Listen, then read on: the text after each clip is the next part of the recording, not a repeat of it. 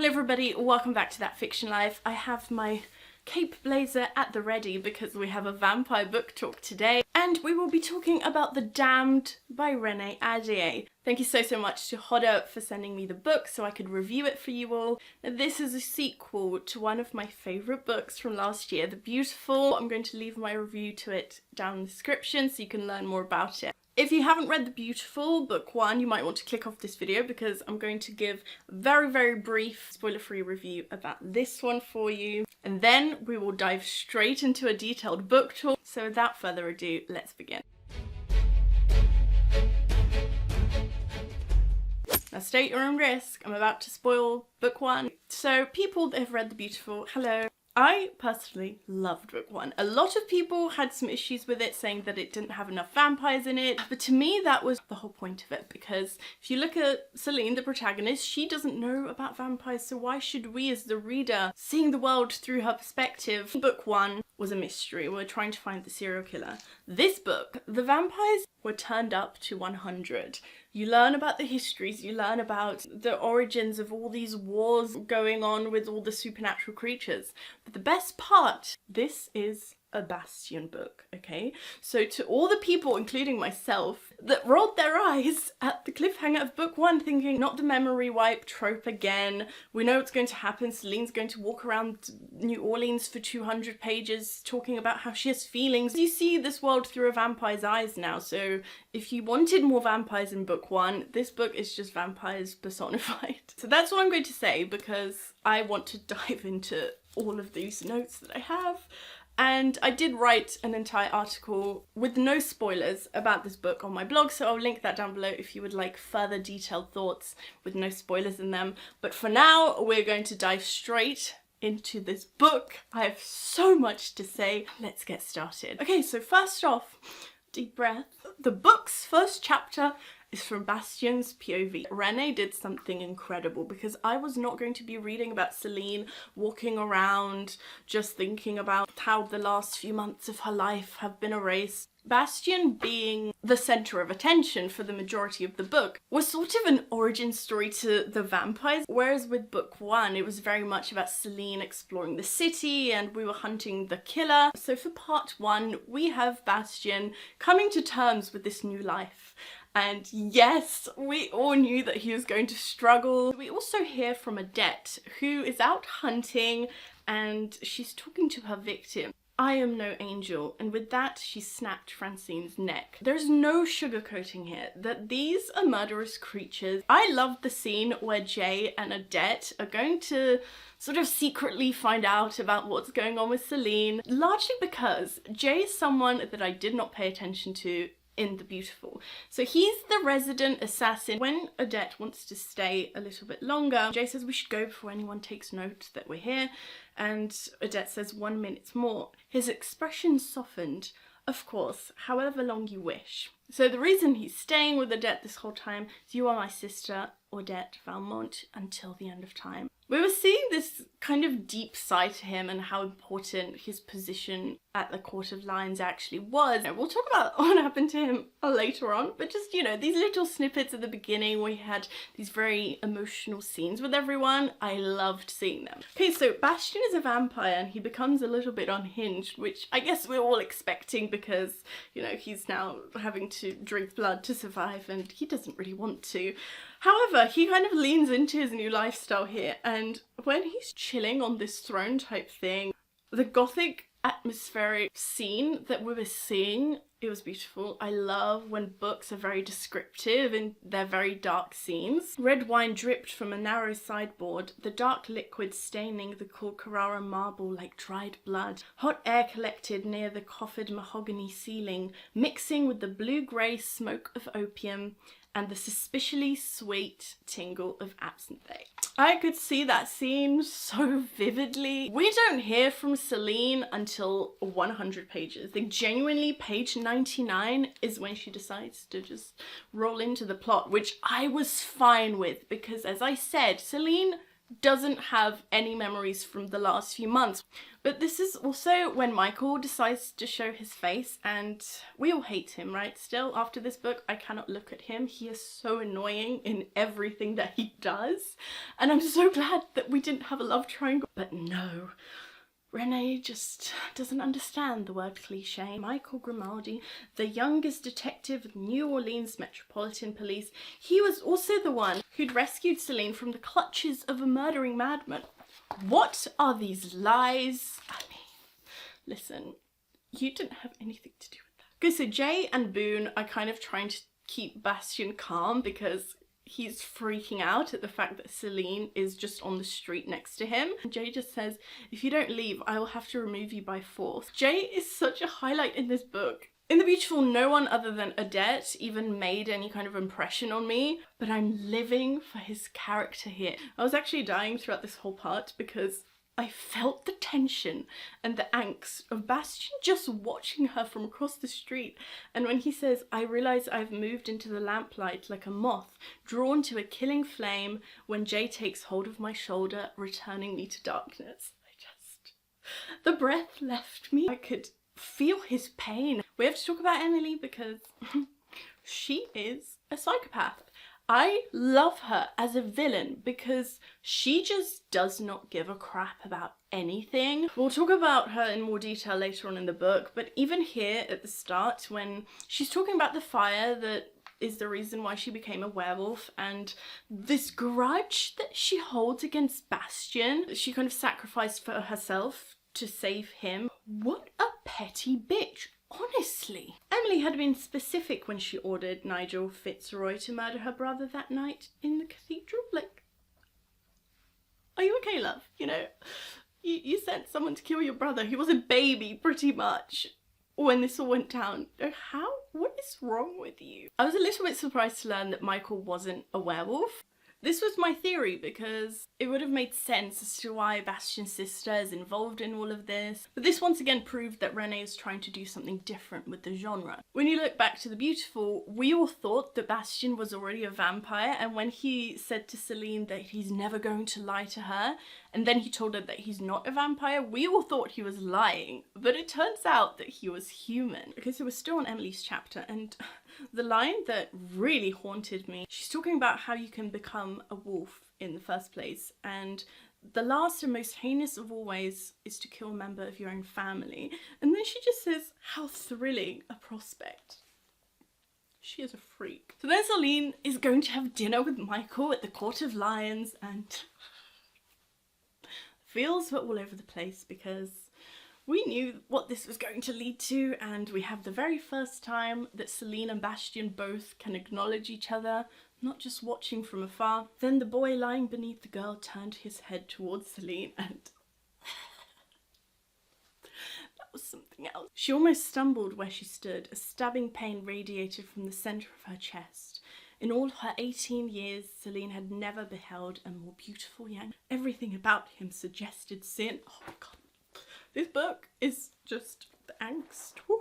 So something I really love about this series is how direct and stubborn Celine is.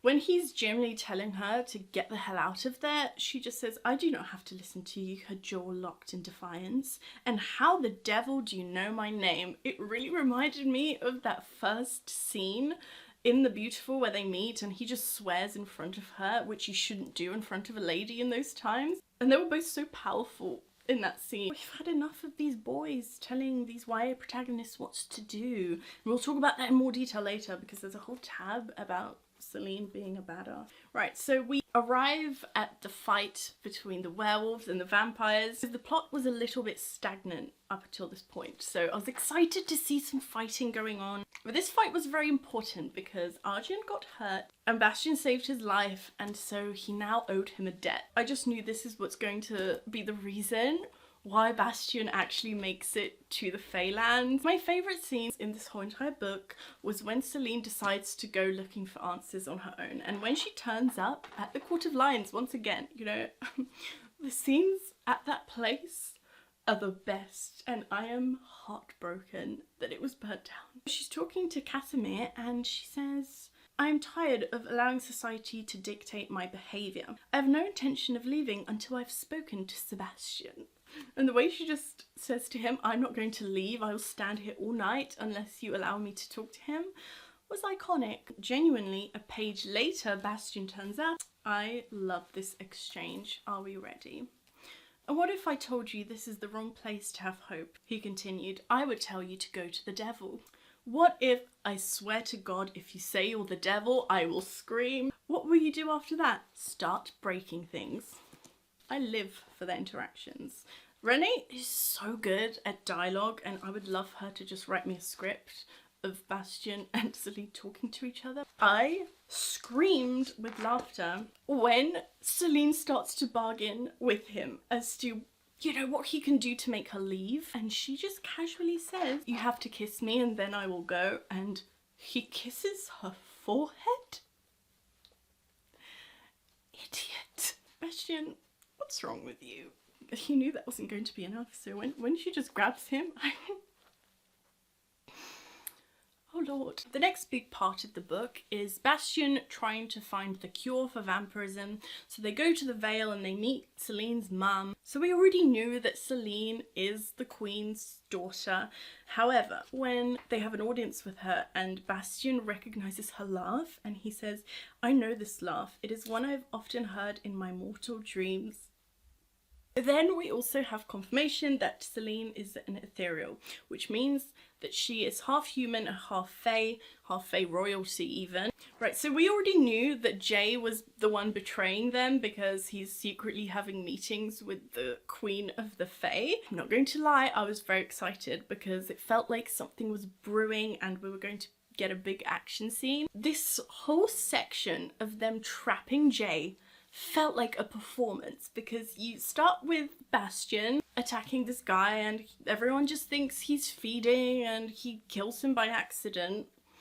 So they need to now hide the body and they go to this place where it's a very good place to hide a body because the sun is so strong there that everything there turns to ashes. And he says, there was never a better place for a murderer to hide a body. Never was there a better place to set the stage for a trap. And chills. I was so excited to see what they have planned for Jay. And this scene also proved just how dark and menacing this world is. I think sometimes the vampire existence is actually really toned down in books and we just see these very romantic, beautiful creatures. The story did irk me a little bit at this stage. Where was my promised vampire werewolf war? We're talking about the Fae, and we also have Bastian trying to become human again. This book felt like a bunch of different ideas kind of bunched together. So I was really glad that we had this Jay trapping scene when they are interrogating him and Bastian says, I only wish to know what Lady Scylla wants with Celine. Please, brother, help me. I loved seeing everyone's relationships. It just felt so deep with the history and everyone's entanglement. So when we go to the next few pages, when Jay stabs Madeline by accident. If you recall, Madeline was the love of his life. This part hurt me. It was so tragic how Jay was just trying to escape. She anticipated what his move would be because they were really close. When he just surrenders himself, I really had this feeling that he completely deflated and he couldn't care less what really happened to him after that. And that added to his character development because upon first seeing that he's the betrayer, which, can I just say, if you have seen my book Talk About the Beautiful, I said that we were going to have a betrayal coming in this book from someone, and I was so happy to be right about a theory for once. But anyway, upon first hearing that he's the betrayer, I thought that he's going to be evil and he's going to kind of team up with Lady Scylla and they're going to be villains together.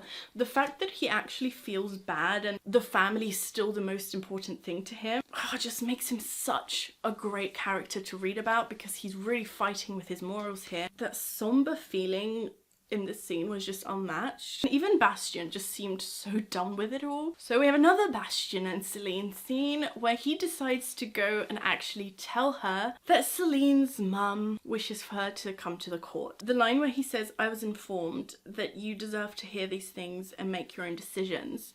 It's such a different trait in a protagonist. I find that love interests do genuinely act all high and mighty don't really care about their other half's choices. They do whatever they think is right just to protect the other one, which, you know, isn't a bad thing. But at the end of the day, you're not supposed to be controlling them. You're supposed to be partners. You know, Celine then starts talking in her head about how she told Michael the day before that she chooses him, and that I refuse. But anyway, that all goes to crap, thank God, because Celine decides to actually go to the Vale with Bastien, and they're approaching this woman on a throne, and even from a distance, Celine felt her immense power. She reached for Bastien's hand, and he threaded his fingers through hers. The way that this is so romantic, and they are not even together. I cannot deal with this writing, please. So we see Celine's mother actually talk to her and explain to her why she kept away all these years. I was a little bit mad at Bastien for not telling Celine about the actual deal he made, and he's only taking her to her mother because she's going to allow him passage. So then they decide to actually go and find this person that supposedly has the vampire cure. I wasn't a huge fan of this because too many small things were happening that I think should have been deeper. The whole Fae issue and the vampire cure thing could have been its own book. And then the Vampire War should have been another book. Especially with the next scene where we have a perspective from the Lady of the Vale. She calls one of her generals and she's talking about betrayals and how the vampire who'd taken more from her than any other enemy still in existence, talking about Nicodemus, Lady Scylla would know all her other enemies had perished by her own two hands. There's more to this. Yes, we know the history of the Fae and the vampires isn't great, but this feels personal, and I feel as though she might be a villain in the future. And I think that would have been a great thing to introduce later on in the series. Then we have another sort of seed being planted here when they find out that the person that they were talking to, who lied to them, but he's actually Sunan, the person that they were looking for this whole time, but he kind of glamoured himself. So now we know that Arjun promised his life in his service for a little bit of time, which means that we'll be back to this land somehow. Which again proves that we didn't really need to go through this plot looking for the vampire cure. I feel like there could have been other ways for Celine and Bastien to be reunited. Then everybody, we come to the scene that confirms their relationship forever, they're in love. Here we go again with Jay being my favourite. When we find out he's the one that saved the pocket watch from the fire for Bastien.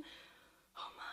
Then we come to another really creepy scene. Emily is such a creep.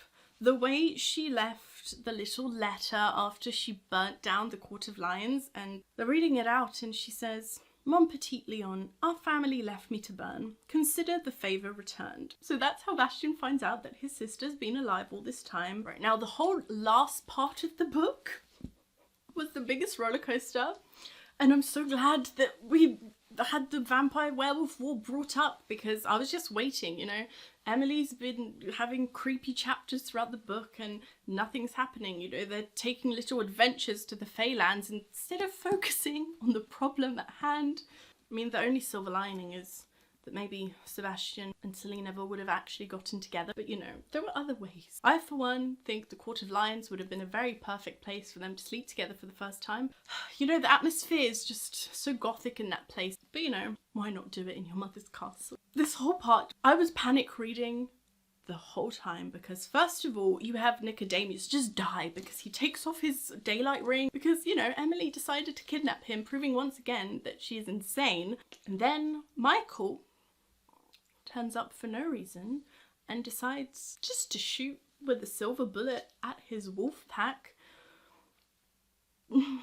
Are you okay? So Luca dies, sort of, and then Adette, being Adette, decides to go and help, which only ends in Emily just slicing her throat. Renée, how dare you do this? I hope she's alive, because, you know, there's still a chance. That Ifan person's very good at healing people. We also finally understand why this weird man has been stalking Celine throughout New Orleans, throughout this whole book.